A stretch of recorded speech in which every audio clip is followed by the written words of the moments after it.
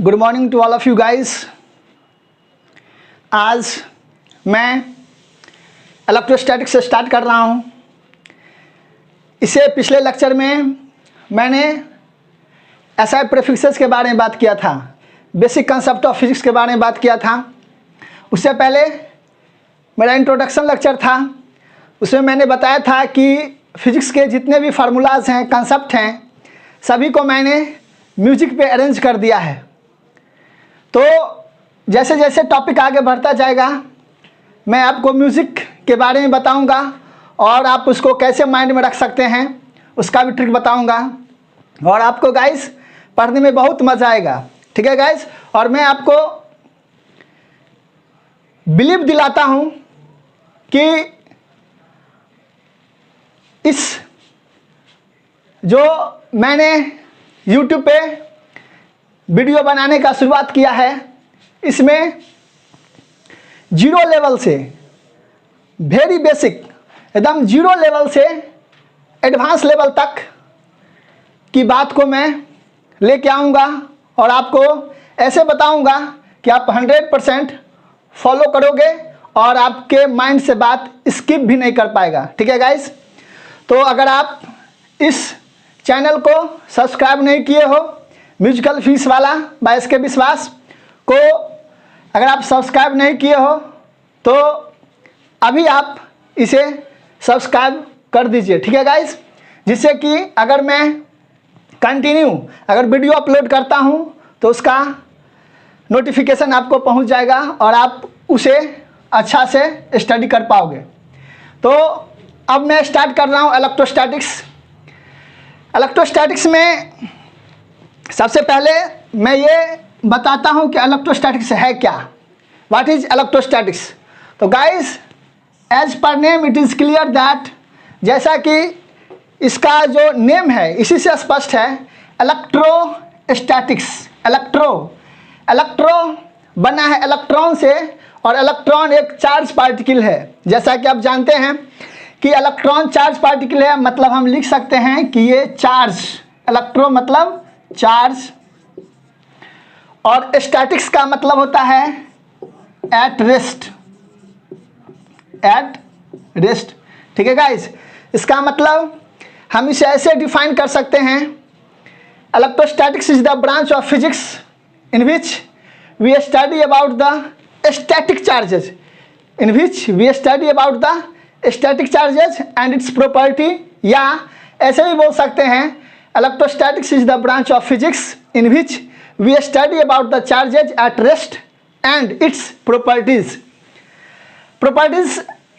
इसके साथ साथ हम लोग इसमें जो इलेक्ट्रिक चार्ज के चलते जो फील्ड बनता है, इलेक्ट्रिक फील्ड बनता है, पोटेंशियल बनता है, इस सब के बारे में भी अध्ययन इसमें किया जाएगा।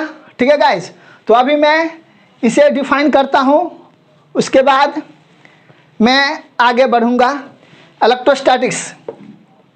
इलेक्ट्रोस्टैटिक्स को मैं डिफाइन कर सकता हूँ इस तरीके से, it is the branch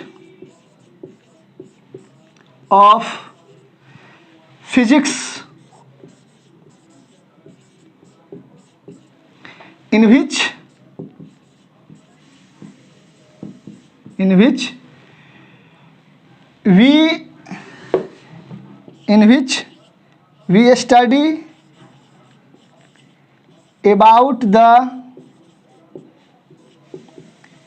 we study about the charges at rest। Guys यहाँ पे मैं लिख रहा हूँ चार्जेज एट रेस्ट, इसका मतलब हुआ स्टैटिक चार्ज, और इसको मैं स्टैटिक चार्ज भी लिख सकता हूँ, एंड देयर प्रॉपर्टीज।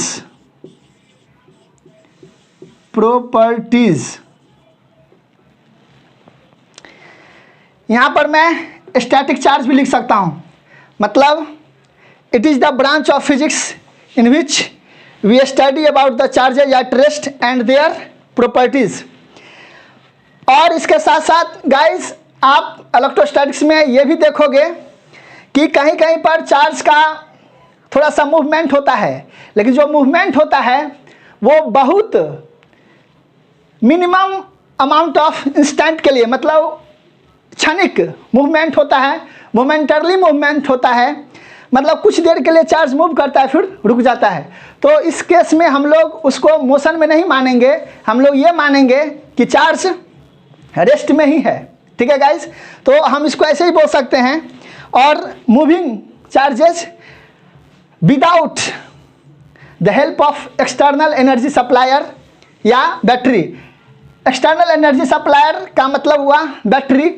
हालांकि हम लोग ज़्यादा फोकस करेंगे चार्जेज एट रेस्ट पर, और जो थोड़ा सा मूवमेंट होता है चार्ज का, for example in case of induction, या आप जब देखोगे कि अगर किसी बॉडी को इंडक्शन प्रोसेस के द्वारा चार्ज किया जाता है तो चार्ज का शिफ्टिंग होता है। किसी खास ऑब्जेक्ट में, जो न्यूट्रल ऑब्जेक्ट है, उसमें चार्ज का शिफ्टिंग होता है, मतलब थोड़ा सा मूवमेंट होता है, लेकिन वो मूवमेंट मोमेंटरली होता है, क्षणिक होता है। इसलिए हम ये एज्यूम कर लेते हैं कि चार्ज क्या है, रेस्ट में है। ठीक है गाइस, तो मैं यहाँ पर बोल रहा हूँ कि इलेक्ट्रोस्टैटिक्स में हम वैसे चार्ज के बारे में अध्ययन करेंगे जो रेस्ट में होता है। ठीक है गाइस, अब बात आता है कि चार्ज क्या है, व्हाट इज चार्ज।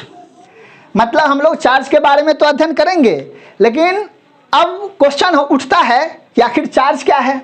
तो चार्ज क्या है उसको मैं अभी बताता हूँ। ठीक है गाइस, आप गौर से सुनिए, गौर से देखिए, आपको सब कुछ अच्छा से पता चल जाएगा। चार्ज क्या है, व्हाट इज चार्ज और इलेक्ट्रिक चार्ज। तो इलेक्ट्रिक चार्ज क्या है गाइज, आपको पता होगा मास के बारे में, व्हाट इज मास। तो जैसे मास फंडामेंटल कंसेप्ट है, फंडामेंटल प्रॉपर्टी है, जिसके चलते हम लोग ये पता लगा सकते हैं, पता लगा पाते हैं कि किसी बॉडी को अर्थ अपने सेंटर की ओर कितना फोर्स से खींचती है।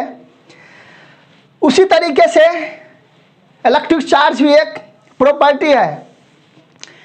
गाइस, इलेक्ट्रिक चार्ज को मैं ऐसे बता सकता हूँ, ऐसे डिफाइन कर सकता हूँ। इलेक्ट्रिक चार्ज क्या है, तो आप इसे लिख सकते हैं इलेक्ट्रिक चार्ज। इलेक्ट्रिक चार्ज, तो इलेक्ट्रिक चार्ज को मैं ऐसे डिफाइन कर सकता हूँ कि it is the fundamental intrinsic property. It is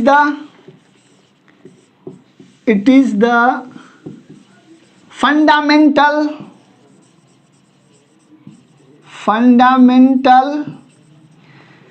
और intrinsic, fundamental intrinsic property associated with mass. Guys, यहाँ पे एसोसिएटेड विथ मास लिखना जरूरी है, क्योंकि यहाँ पे जो इलेक्ट्रिक चार्ज है बिना मास के एग्जिस्ट नहीं कर सकता है। अगर इलेक्ट्रिक चार्ज है तो इसका मतलब उससे पहले कोई ना कोई बॉडी रहा होगा। अगर कोई बॉडी रहा होगा इसका मतलब उसमें कुछ मास होगा। अगर कोई बॉडी है, अगर कोई बॉडी एग्जिस्ट करता है, इसका मतलब है कि उसमें मास होगा ही होगा, चाहे वो मास छोटा हो चाहे बहुत बड़ा हो, उससे कोई फर्क नहीं पड़ता है। अगर कोई बॉडी एग्जिस्ट किया तो एग्जिस्ट करने का मतलब ही है कि उसमें मास होगा। सपोज मान लीजिए कि अगर ये स्केच है तो इसका होना ही बताता है कि इसमें कुछ ना कुछ मास होगा। तो मैं ये बता रहा हूँ कि इलेक्ट्रिक चार्ज जो है वो फंडामेंटल इंट्रिंसिक प्रॉपर्टी है जो एसोसिएटेड विथ मास। ठीक है, मतलब मास के साथ एग्जिस्ट करता है ये। तो electric charge is the fundamental intrinsic property associated with mass due to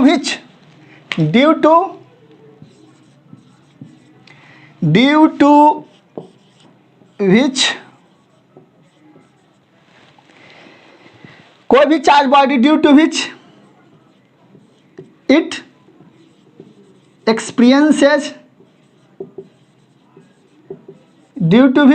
experiences and produces electric or magnetic fields। Guys, electric charge किसी बॉडी का वैसा प्रॉपर्टी है, वैसा फंडामेंटल प्रॉपर्टी है जिसके चलते वो बॉडी इलेक्ट्रिक फील्ड या मैग्नेटिक फील्ड को प्रोड्यूस भी कर सकता है और एक्सपीरियंस भी कर सकता है।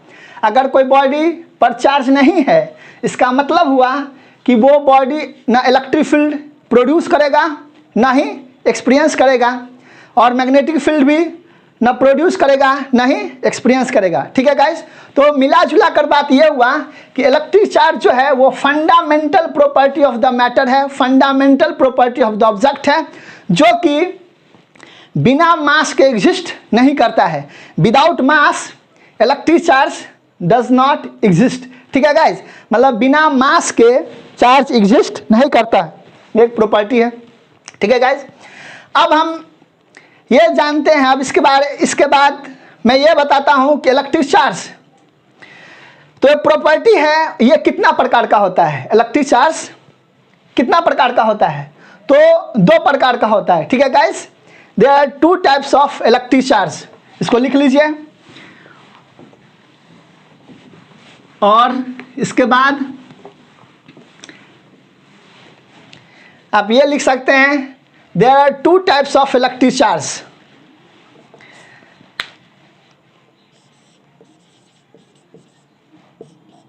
There are 2 types of electric charge। पहला पॉजिटिव चार्ज,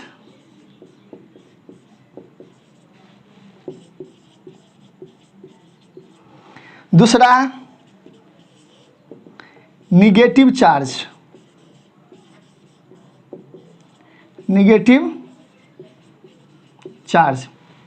गाइस, यहाँ पे देखिए पॉजिटिव चार्ज और निगेटिव चार्ज 2 प्रकार का इलेक्ट्रिक चार्ज होता है। सबसे पहले इसके बारे में कि चार्ज पॉजिटिव है और निगेटिव है, इसके बारे में सबसे पहले साइंटिस्ट जिसने बताया था, उनका नाम है, वो अमेरिकन साइंटिस्ट हैं, जिन्होंने बताया था कि चार्ज पॉजिटिव, मतलब जिन्होंने ये असाइन किया कि चार्ज का सिंबल पॉजिटिव और निगेटिव, मतलब 2 प्रकार का चार्ज, जिसमें एक पॉजिटिव नेचर का चार्ज होगा, दूसरा निगेटिव नेचर का चार्ज होगा। तो ये सबसे पहले बताए थे अमेरिकन साइंटिस्ट जिनका नाम है बेंजामिन फ्रैंकलिन। ये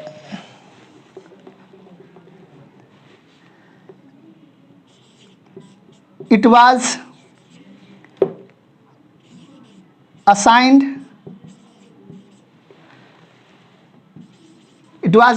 by American scientist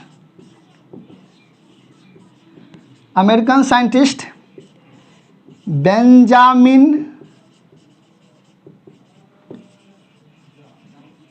फ्रैंकलिन। ठीक है गाइज, वैसे आगे आप ये भी देखेंगे कि सीजीएस यूनिट ऑफ चार्ज जो होता है वो फ्रैंकलिन होता है। मतलब इन्होंने भी इलेक्ट्रिक चार्ज के खोज में, इसके बारे में डिस्कशन में मेहनत किया है, जिसके चलते फ्रैंकलिन साहब के नाम को भी सीजीएस यूनिट में इन्वॉल्व कर दिया गया। कूलम्ब साहब का तो योगदान है ही, ऐसा यूनिट ऑफ चार्ज होता है कूलम्ब, ये आपको बचपन से ही पता होगा। और सीजीएस यूनिट ऑफ चार्ज होता है फ्रैंकलिन, जिसको हम इलेक्ट्रोस्टैट की यूनिट भी बोलते हैं, स्टैट कूलम्ब भी बोलते हैं। वो आगे मैं बात, इसके आगे मैं उसको बताऊंगा। अभी मैं ये बता रहा हूँ कि इलेक्ट्रिक चार्ज 2 प्रकार के होते हैं, पॉजिटिव चार्ज और निगेटिव चार्ज। ठीक है गाइज, इसको सबसे पहले फ्रैंकलिन साहब ने बताया था। और दो प्रकार के चार्ज होते हैं, दो प्रकार के चार्ज, मतलब चार्ज दो प्रकार के होते हैं, वो सबसे पहले डुफोग साहब बताए थे। दो प्रकार का चार्ज, ये जो दो प्रकार के चार्ज हो सकते हैं, ये सबसे पहले डिस्कवर किए थे डुफोग। डुफोग भी साइंटिस्ट का नाम है, ठीक है गाइस। तो अब मैं आगे चलता हूं। इलेक्ट्रिक चार्ज के बारे में आपको पता लग गया है कि एक पॉजिटिव नेचर का चार्ज होगा, दूसरा नेगेटिव नेचर का चार्ज होगा। तो पॉजिटिव चार्ज किस पे होता है? प्रोटॉन पे पॉजिटिव चार्ज, इलेक्ट्रॉन पे negative charge.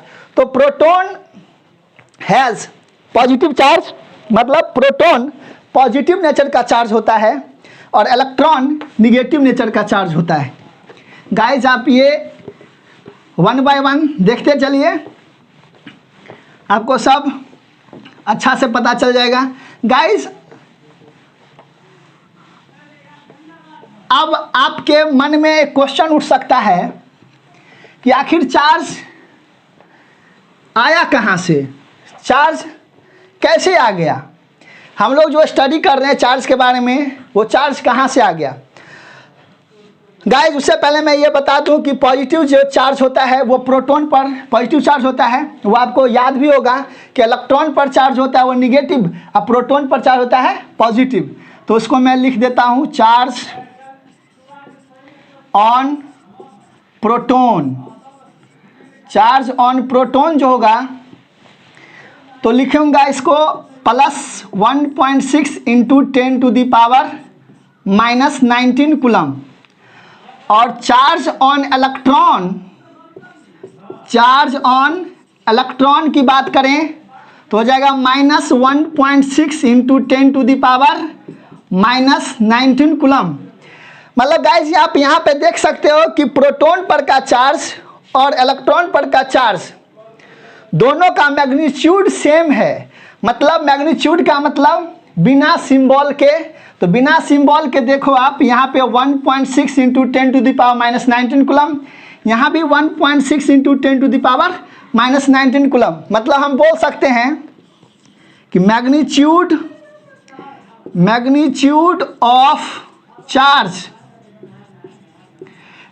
Of charge on proton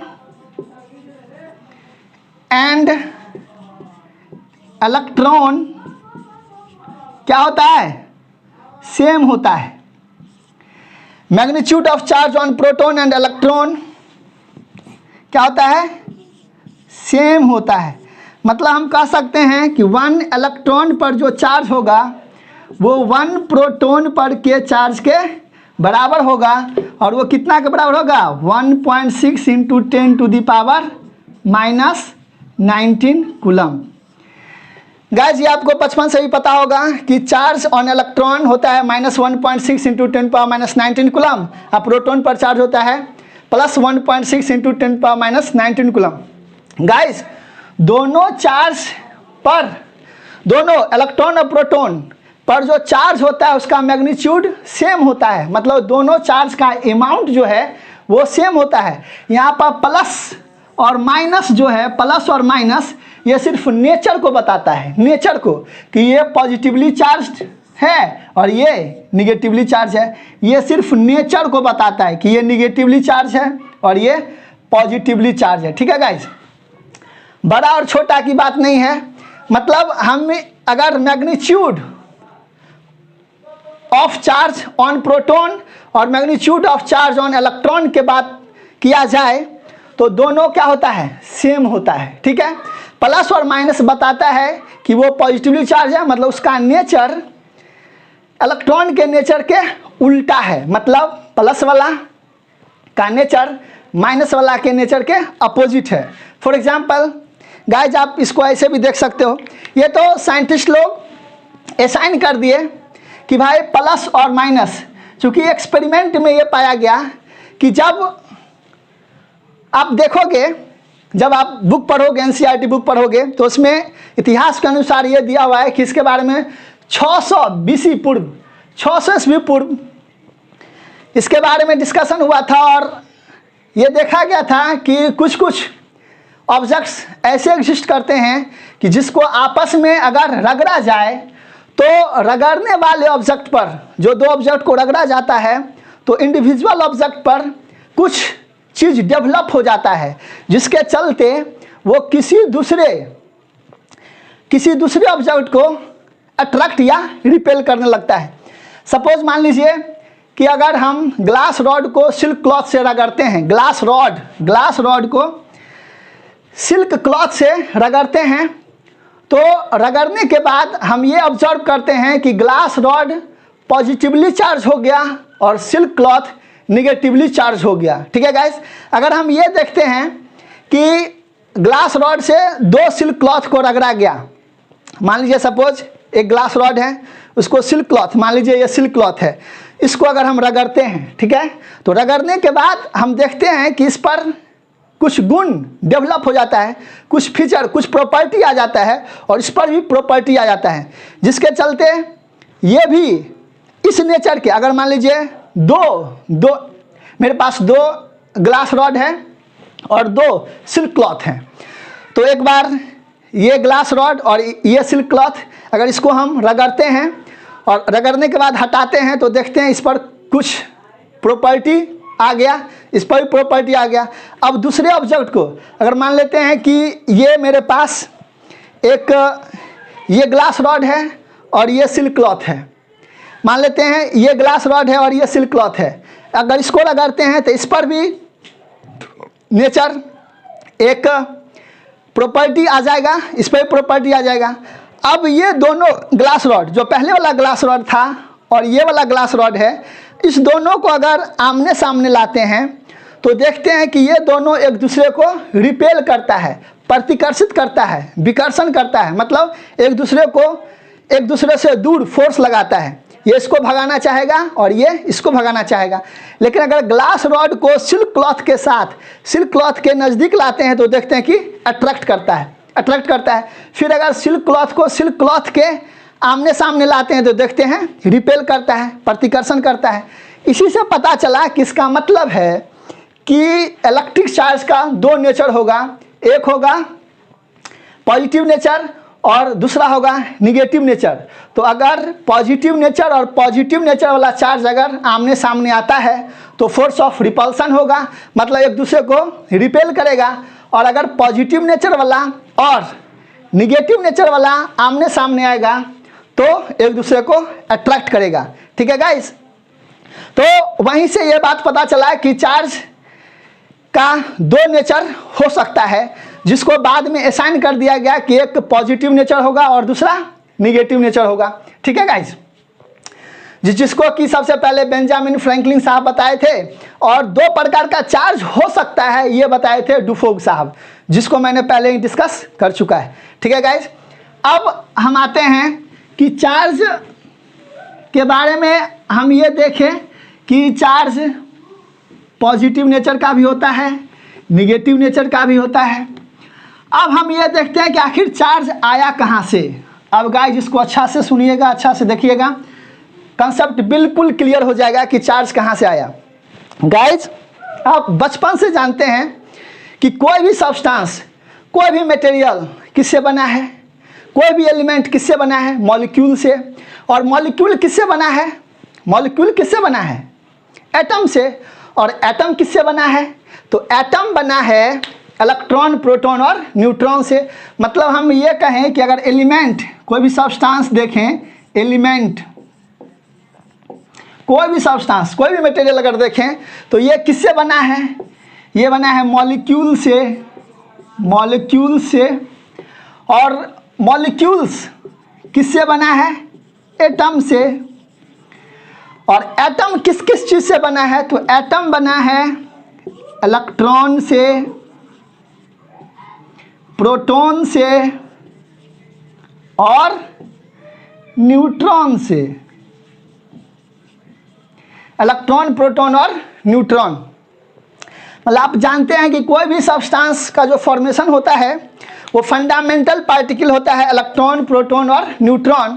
और आपको बचपन में ही पता है कि इलेक्ट्रॉन निगेटिवली चार्ज पार्टिकल होता है, ये निगेटिवली चार्ज पार्टिकल होता है, ये पॉजिटिवली चार्ज पार्टिकल होता है, और ये न्यूट्रल होता है, इस पर कोई चार्ज ही नहीं होता है, ये इस पर चार्ज क्या होता है, जीरो।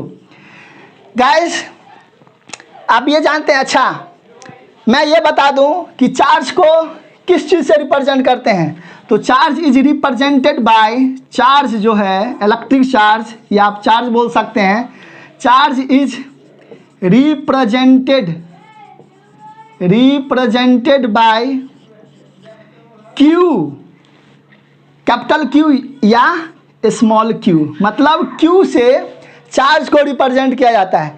अगर हम कहीं पर क्यू लिखते हैं, चाहे वो क्यू कैपिटल हो या स्मॉल हो, इसका मतलब है कि मैं वहाँ पे लिख रहा हूँ चार्ज। ठीक है गाइज, तो इलेक्ट्रॉन पे चार्ज निगेटिव, प्रोटॉन पे चार्ज पॉजिटिव, और न्यूट्रॉन पे चार्ज क्या होता है, जीरो होता है। मतलब ये निगेटिवली चार्ज पार्टिकल है, ये पॉजिटिवली चार्ज पार्टिकल है, और ये न्यूट्रॉन के पास कोई चार्ज ही नहीं है, न्यूट्रल है। नाम से ही स्पष्ट है, न्यूट्रॉन न्यूट्रल होता है। तो आप ये जानते हैं कि मॉलिक्यूल्स एटम से बना, और एटम इलेक्ट्रॉन, प्रोटॉन और न्यूट्रॉन से बना। आप केमिस्ट्री में पढ़े होइएगा, बचपन में भी अगर पढ़ते हैं तो आपको ये पता होता है कि एटम का जो फॉर्मेशन है वो इस तरीके का है कि एटम के सेंटर, मतलब बीच में अंदर में न्यूक्लियस होता है, न्यूक्लियस। गाइस ये थोड़ा छोटा लिख रहा हूँ, शायद आपको पता नहीं चले। मैं ये बोल रहा हूँ कि अंदर में न्यूक्लियस, और बाहर इसके आउटर ऑर्बिट में इसके चारों तरफ इलेक्ट्रॉन रिवॉल्व करते हैं। न्यूक्लियस में प्रोटॉन के साथ साथ न्यूट्रॉन होता है, न्यूक्लियस में प्रोटॉन के साथ साथ न्यूट्रॉन, और चारों तरफ इलेक्ट्रॉन रिवॉल्व करता है। अगर आप केमिस्ट्री में पढ़े होइएगा तो आपको ये पता होगा कि न्यूक्लियस में प्रोटॉन और न्यूट्रॉन, वैसे बचपन में भी सबको पता होता है कि कोई भी एटम जो है, एटम का फॉर्मेशन, एटम जो बना है, एटम इलेक्ट्रॉन, प्रोटॉन, न्यूट्रॉन से बना है, और न्यूक्लियस में प्रोटॉन और न्यूट्रॉन होता है, और उसके चारों तरफ इलेक्ट्रॉन रिवॉल्व करता है। 3, 4, 5, 6, 7, कहीं पे लिख देता हूँ 8, मतलब 2, 8, 18, 32, 50। आपको ये पता होगा एटॉमिक स्ट्रक्चर। एटम्स और न्यूक्लियाई आपको फिजिक्स में ही पढ़ना है, आगे का चैप्टर है ये, उसमें अच्छा से बताऊंगा कि इसका फॉर्मेशन होता कैसे है। लेकिन अभी फिलहाल आपको ये पता है कि एटम बनता है इलेक्ट्रॉन, प्रोटॉन और न्यूट्रॉन से। न्यूक्लियस में प्रोटॉन और न्यूट्रॉन होता है, और चारों तरफ ऑर्बिट में इलेक्ट्रॉन होता है, इलेक्ट्रॉन होता है, ये रिवॉल्व करता रहता है, ये प्रोटॉन और न्यूट्रॉन। अब आप देखिए कि न्यूक्लियस, चूंकि न्यूट्रॉन न्यूट्रल है, न्यूट्रॉन पर कोई चार्ज नहीं होता है, और प्रोटॉन पर पॉजिटिव चार्ज होता है। इसका मतलब क्या हुआ, न्यूक्लियस का ओवरऑल नेचर कैसा होगा, पॉजिटिव नेचर होगा, और इलेक्ट्रॉन पर निगेटिव चार्ज है, तो इस सब का नेचर क्या होगा, निगेटिव चार्ज। अब गाइस देखिए कि अगर हम लोग किसी दो सब्सटेंस को, जैसा कि मैंने अभी कहा था कि ग्लास रॉड को, जब कभी भी ग्लास रॉड को सिल्क क्लॉथ के साथ रब किया जाता है, रगड़ा जाता है, तो ये देखा जाता है कि ग्लास रॉड पॉजिटिवली चार्ज हो गया और सिल्क क्लॉथ निगेटिवली चार्ज हो गया। वो होता कैसे है, तो अगर गाइज अगर हम दो सब्सटेंस को, दो एटम, अगर मान लेते हैं दो एटम या दो सब्सटेंस को आपस में रगड़ते हैं, अगर हम रगड़ते हैं, एटम ये सेकंड कर देते हैं और ये फर्स्ट कर देते हैं, ये सब्सटेंस फर्स्ट और ये सेकंड, अगर इस दोनों को रगड़ा जाए, मान लीजिए इसमें न्यूक्लियस है ये, इसमें न्यूक्लियस है ये, अगर इस दोनों को रगड़ते हैं आपस में सॉरी, तो आप ये अनुमान लगा सकते हैं कि किसका डिस्टर्ब होगा कौन, मतलब डिस्टर्ब इसमें अगर टूट के निकलना हो तो निकलेगा कौन, इलेक्ट्रॉन निकलेगा। मतलब यहाँ पर न्यूक्लियस में प्रोटॉन और न्यूट्रॉन होता है, चारों तरफ, इसके चारों तरफ इलेक्ट्रॉन होता है, इसमें भी इलेक्ट्रॉन, इसमें भी इलेक्ट्रॉन, इलेक्ट्रॉन, इलेक्ट्रॉन, यहाँ पर प्रोटॉन और न्यूट्रॉन, प्रोटॉन और न्यूट्रॉन, इसको स्मॉल एन से रिप्रेजेंट करते हैं, न्यूट्रॉन। तो जब इसको अगर आपस में रगड़ेंगे तो इलेक्ट्रॉन ट्रांसफर करेगा, मतलब एक बॉडी से दूसरे बॉडी में इलेक्ट्रॉन का ट्रांसफर होगा। तो जब इलेक्ट्रॉन एक बॉडी से दूसरे बॉडी में चला जाता है, अगर इलेक्ट्रॉन एक बॉडी से दूसरे बॉडी में मूव कर गया तो इसका मतलब इसमें जो नंबर ऑफ इलेक्ट्रॉन है वो घट जाएगा और इसमें जो नंबर ऑफ इलेक्ट्रॉन है वो बढ़ जाएगा। प्रोटॉन का मूवमेंट नहीं होगा गाइस, क्यों? चूंकि प्रोटॉन तो बीच में है, प्रोटॉन बीच में है। आप फॉर एग्जांपल आप ऐसे भी देख सकते हैं कि अगर मान लीजिए अगर 2 क्लास खचाखच भरा हुआ है, ठीक है गाइस, और 2 क्लास खचाखच भरा हुआ है और कुछ स्टूडेंट बीच में है और कुछ कॉर्नर पर है। अगर दोनों क्लास को रगड़ा जाए, अगर स्टूडेंट में स्टूडेंट को रगड़ा जाए तो आप ही बताइए किस स्टूडेंट का पॉसिबिलिटी ये होगा, प्रोबेबिलिटी ये होगा कि स्टूडेंट निकल जाए, बाहर हो जाए। तो जो कॉर्नर पर, जो एकांत में होगा, जो कॉर्नर में होगा, उसको निकलने का प्रोबेबिलिटी ज़्यादा होता है, पॉसिबिलिटी ज़्यादा होता है। तो चूंकि प्रोटॉन न्यूक्लियस में होता है, अंदर में फंसा हुआ होता है, तो प्रोटॉन नहीं निकल पाता है लेकिन इलेक्ट्रॉन निकल जाता है। तो हम ये कहते हैं कि कोई भी बॉडी जो चार्ज होता है, कोई भी बॉडी जो चार्ज होता है, तो कोई भी बॉडी जो चार्ज होता है उसके लिए रिस्पॉन्सिबल कौन है? तो ट्रांसफ़र ऑफ इलेक्ट्रॉन। मतलब कोई भी बॉडी अगर चार्ज होता है तो उसके लिए इलेक्ट्रॉन उसके लिए जिम्मेवार है। इलेक्ट्रॉन का फ्लो, इलेक्ट्रॉन का ट्रांसफ़र के चलते ही कोई बॉडी चार्ज हो जाता है। तो अगर किसी बॉडी से, किसी न्यूट्रल बॉडी से इलेक्ट्रॉन निकला, तो इलेक्ट्रॉन निकला इसका मतलब वो हो जाएगा पॉजिटिवली चार्ज। और अगर किसी बॉडी में, न्यूट्रल बॉडी में इलेक्ट्रॉन इंसर्ट किया, इसका मतलब वो हो जाएगा निगेटिवली चार्ज। तो मैं यहाँ पर जो ग्लास रॉड और सिल्क क्लॉथ का एग्जांपल दिया हूँ, अब इसमें आप खुद सोच सकते हो कि ग्लास रॉड के साथ क्या हुआ होगा, मतलब शीशा का जो रॉड होगा उसके साथ क्या हुआ होगा और सिल्क क्लॉथ के साथ क्या हुआ होगा। तो ग्लास रॉड और जब सिल्क क्लॉथ को आपस में रगड़ते हैं तो ग्लास रॉड में से इलेक्ट्रॉन मूव कर जाता है, निकल जाता है और सिल्क क्लॉथ में इंसर्ट कर जाता है। मैं अगर यहाँ बनाऊँ ग्लास रॉड, ग्लास रॉड, यहाँ पे ग्लास रॉड, सॉरी, और ये सिल्क क्लॉथ, सिल्क क्लॉथ। अगर मैं, ये सिल्क क्लॉथ है, अगर इस दोनों को रगड़ा जाए, आपस में रगड़ा जाए, तो रगड़ने के बाद आफ्टर रबिंग, रगड़ने के बाद हम देखते हैं कि इसमें से इलेक्ट्रॉन निकल जाता है, इलेक्ट्रॉन निकलता है और इसमें इंसर्ट कर जाता है, इंसर्ट कर जाता है। तो इसमें इलेक्ट्रॉन का संख्या बढ़ जाएगा। मान लीजिए सपोज, फॉर एग्जांपल अगर मान लेते हैं, सपोज इसमें नंबर ऑफ, चूँकि ये न्यूट्रल है, अभी जनरली सामान्य स्थिति में कोई भी बॉडी न्यूट्रल होता है, तो अगर हम नंबर ऑफ प्रोटॉन मान लेते हैं 50 है, नंबर ऑफ इलेक्ट्रॉन मान लेते हैं 50 है, 50 प्रोटॉन भी है, 50 इलेक्ट्रॉन भी है, तो दोनों मिलकर, और न्यूट्रॉन पर तो कोई चार्ज होता ही नहीं है, तो अगर हम ये देखें तो ये इस पर टोटल चार्ज क्या हो गया? 0। अगर दोनों को ऐड कर देंगे तो टोटल चार्ज 0, मतलब न्यूट्रल। और इसमें अगर देखें, अगर मान लेते हैं सपोज नंबर ऑफ प्रोटॉन है 80, सपोज 80, और नंबर ऑफ इलेक्ट्रॉन भी 80 रखना ही होगा, क्यों? चूँकि न्यूट्रल है, तो जितना नंबर ऑफ प्रोटॉन उतना ही नंबर ऑफ इलेक्ट्रॉन, तो हम कहेंगे कि ये न्यूट्रल बॉडी है, ये भी न्यूट्रल बॉडी है। लेकिन अगर रगड़ने के बाद अगर इसमें से एक इलेक्ट्रॉन निकल जाता है, मान लेते हैं कि इसको अगर आपस में रब करें तो एक इलेक्ट्रॉन इसमें से निकलेगा, तो अब इसमें कितना इलेक्ट्रॉन बच जाएगा? नंबर ऑफ इलेक्ट्रॉन पहले कितना था? 50, अब कितना हो जाएगा? 49। अब प्रोटॉन कितना होगा? चूँकि प्रोटॉन तो निकला ही नहीं। क्यों नहीं निकला? चूँकि बीच में फंसा हुआ है। अगर आप रगड़िएगा तो जो एकांत में है, जो कॉर्नर में है, वही ना निकलेगा।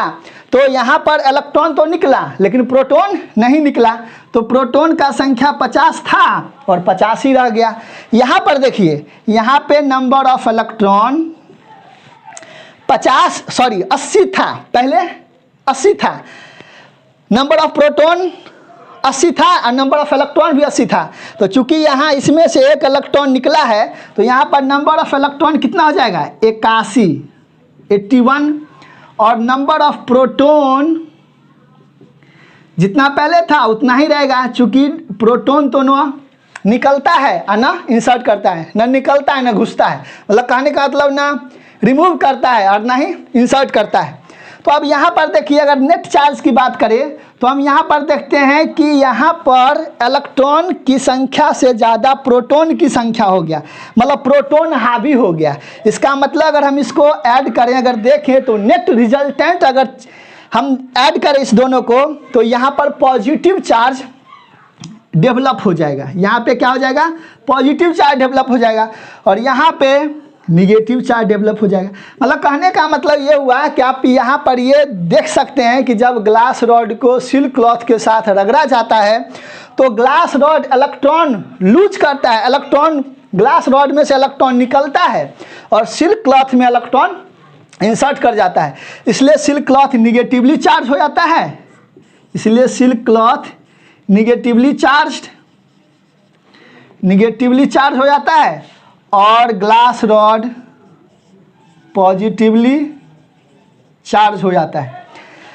अब गाइस अगर ऐसा ही हम एक्सपेरिमेंट अलग करें, फिर ऐसा ही करें, एक दूसरे ग्लास रॉड को सिल्क क्लॉथ के साथ रगड़ें तो मैं देखूंगा कि ग्लास रॉड पॉजिटिवली चार्ज हो गया और सिल्क क्लॉथ निगेटिवली चार्ज हो गया।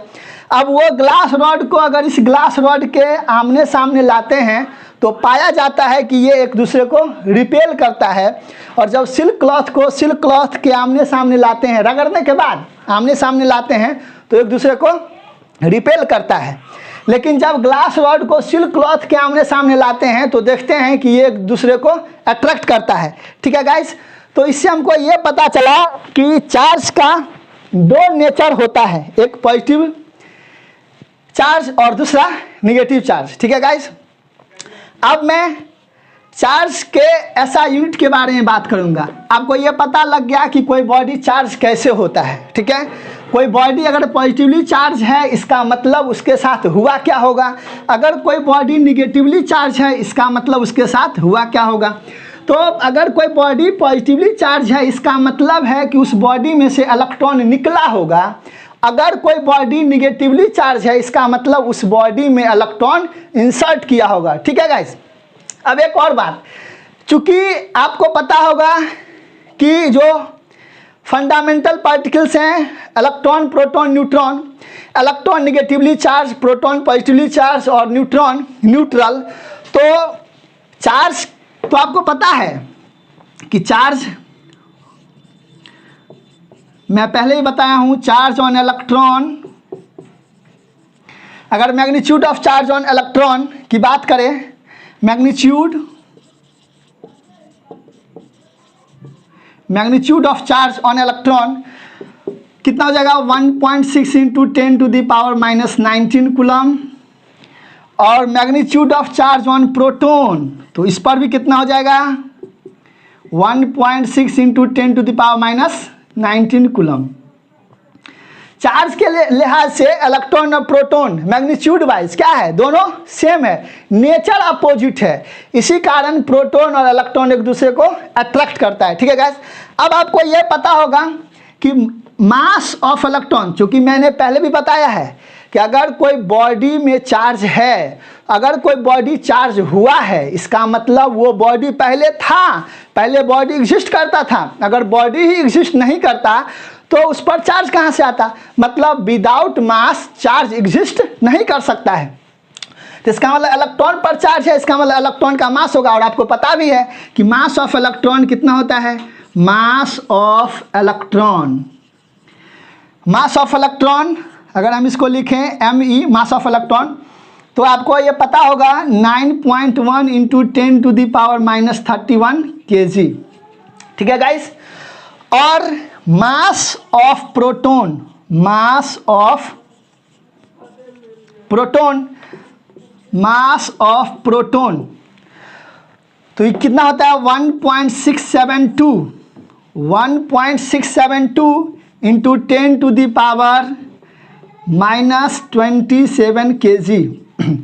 गाइज आप यहाँ कंपेयर कर सकते हैं किसका मास ज़्यादा है, इलेक्ट्रॉन का कि प्रोटॉन का। तो ऑब्वियस बात है प्रोटॉन का मास ज़्यादा होगा। क्यों? क्योंकि पावर निगेटिव में है और -27 है, यहाँ का मास छोटा होता है प्रोटॉन के मास से। और अगर हम यहाँ पर एक बात और देख लें, मास ऑफ न्यूट्रॉन, तो मास ऑफ न्यूट्रॉन Mn अगर देख लें तो यहाँ पर होता है 1.674 इंटू 10⁻⁻27 kg।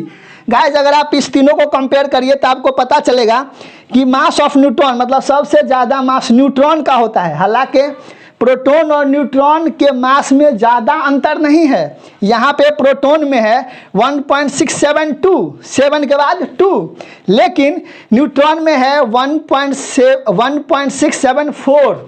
ये दोनों तो बराबर ही है। मतलब मास जो है, mass of neutron is greater than mass of proton is greater than mass of electron. ठीक है गाइस, मतलब प्रोटॉन का मास इलेक्ट्रॉन से बड़ा होता है और न्यूट्रॉन का मास प्रोटॉन से बड़ा होता है। ठीक है गाइस, इस बात को देखिए।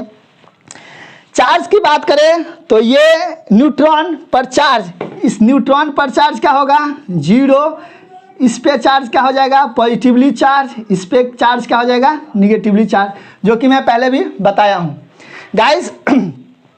अब देखिए IIT में पूछा हुआ क्वेश्चन है। अब आपको ये पता चलेगा, मैं इस पर एक क्वेश्चन बताता हूँ कि जो IIT में पूछा हुआ है। IIT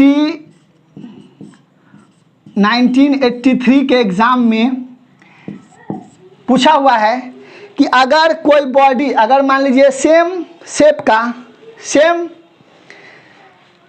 आइडेंटिकल शेप का अगर 2 स्फीयर है और एक पर पॉजिटिव चार्ज आ गया, मतलब एक में से इलेक्ट्रॉन निकला और दूसरे में इंसर्ट हो गया, तो क्या बताइए कि दोनों स्फीयर का मास डिफर करेगा कि नहीं करेगा। मतलब दोनों स्फीयर का मास इक्वल होगा या डिफरेंट होगा।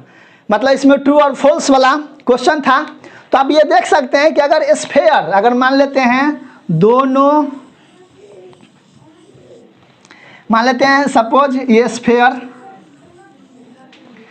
सेम है, वैसे यहाँ पे डिफरेंट शेप बन गया। मतलब अगर हम सेम बोल दें, आइडेंटिकल शेप का, मतलब दोनों का मास बिल्कुल क्या हो, पहले सेम हो, मतलब पहले का मास बिल्कुल बराबर है, मतलब M1 और M2 क्या है पहले से बराबर है, मतलब M1 इक्वल टू M2। ठीक है गाइस, पहले से। अगर हम ये कहें कि इसमें से इलेक्ट्रॉन, अगर इसका नाम A दे दें और इसका नाम B दे दें, दोनों आइडेंटिकल है, तो ऑब्वियस बात आइडेंटिकल है, तो M1 इक्वल टू M2 बराबर हम इसको M मान सकते हैं, से M मान सकते हैं। ये दोनों आइडेंटिकल है। अगर हम इसमें से एक इलेक्ट्रॉन, अगर हम ये कहें कि A में से एक इलेक्ट्रॉन निकला है और B में इंसर्ट किया है, B में इलेक्ट्रॉन आया है, A में से निकला और B में इंसर्ट कर गया, तो A में से निकला B में इंसर्ट कर गया, तो ऑब्वियस बात है ये हो जाएगा पॉजिटिवली चार्ज और ये हो जाएगा निगेटिवली चार्ज। तो क्वेश्चन में ये पूछा हुआ था कि क्या बताइए कि A और B जब इलेक्ट्रॉन का ट्रांसफ़र हो गया तो क्या A और B का मास डिफरेंट होगा या इक्वल होगा। तो आप गाइज सोच सकते हैं कि जब इलेक्ट्रॉन का ट्रांसफ़र हुआ तो इलेक्ट्रॉन में मास तो है, भले मास बहुत छोटा है लेकिन कुछ ना कुछ मास तो है।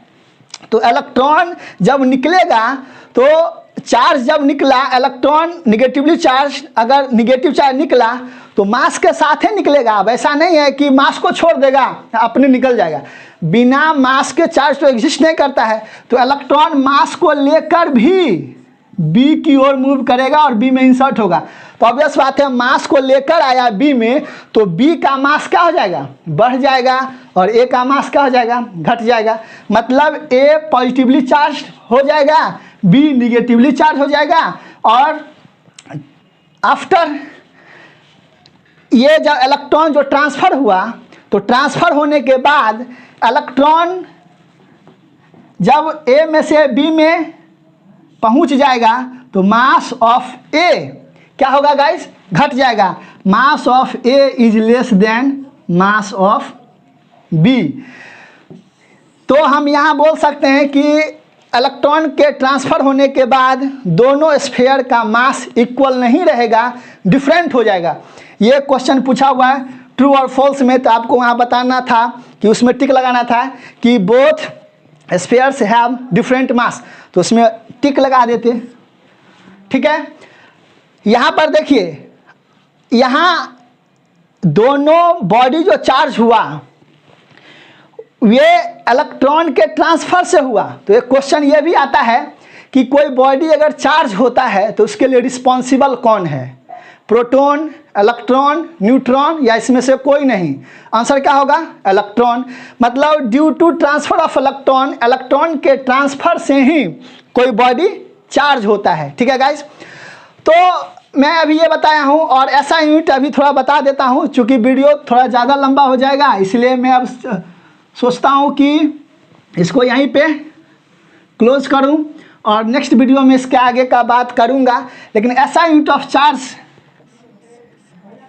SI unit of charge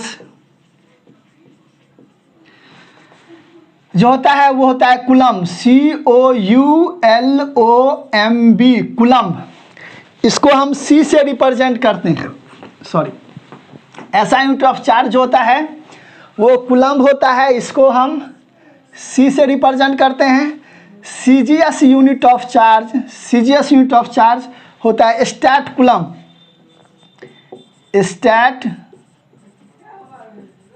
stat coulomb, और इसको हम स्टैट C से रिप्रेजेंट करते हैं। और इसका दूसरा नाम, स्टैट कूलम्ब को हम इलेक्ट्रोस्टैटिक यूनिट भी बोलते हैं, इलेक्ट्रोस्टैटिक यूनिट भी बोलते हैं, और इसको रिप्रेजेंट करते हैं ESU से।